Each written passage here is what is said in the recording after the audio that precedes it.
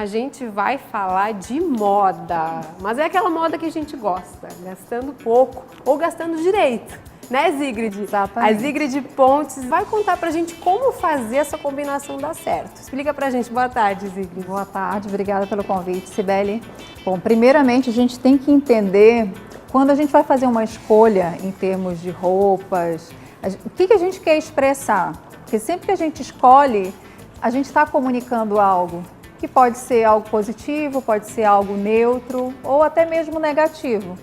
Então, primeira coisa de tudo, a gente tem que pensar o que eu quero comunicar. Tem que pensar nisso, Tem. antes de se vestir. Antes de sair de casa para comprar. É difícil, né?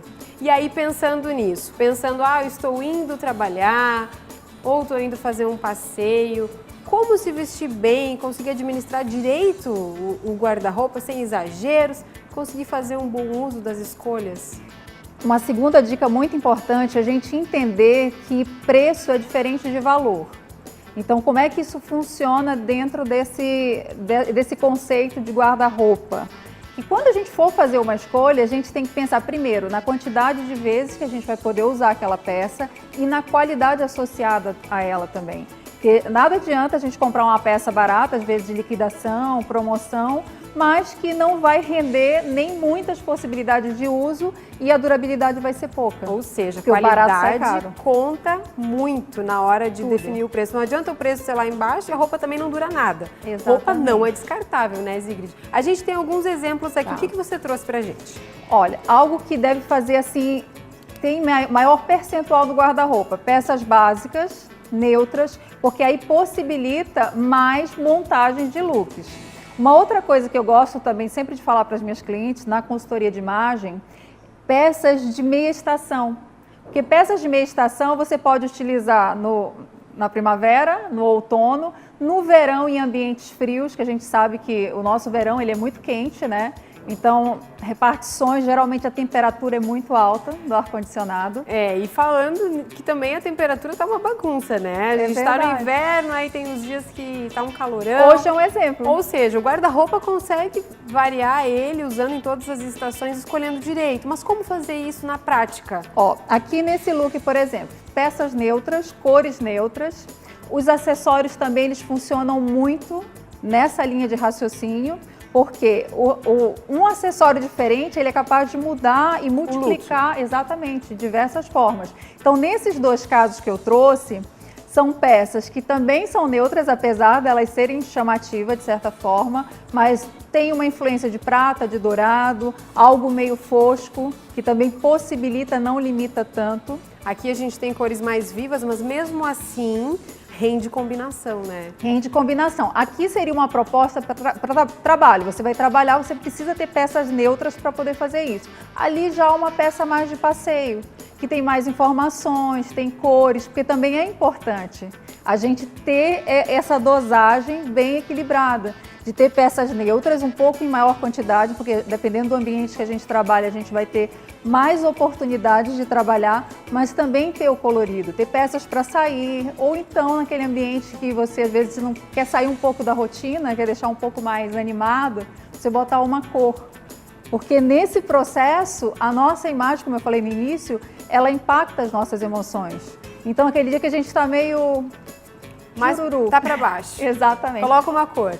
Já faz uma diferença. Fica mais uma dica aí. Bom, a gente falou em escolher bem as peças, né, em relação ao preço, mas levar muito em conta a qualidade. Mas a gente também tem um problema muito comum, principalmente entre as mulheres, que é o guarda-roupa cheio. E aí parece que não tem nada para vestir. Sim. Como fazer para esse guarda-roupa ter mais função, ter mais utilidade, não parecer que sempre precisa comprar mais, conseguir fazer uma combinação boa, porque a ideia é que a roupa seja usada várias vezes, sim, né, Zigrid? Como fazer isso? Aquilo que eu falei no início. Primeiramente, a gente entender o momento que nós estamos vivendo.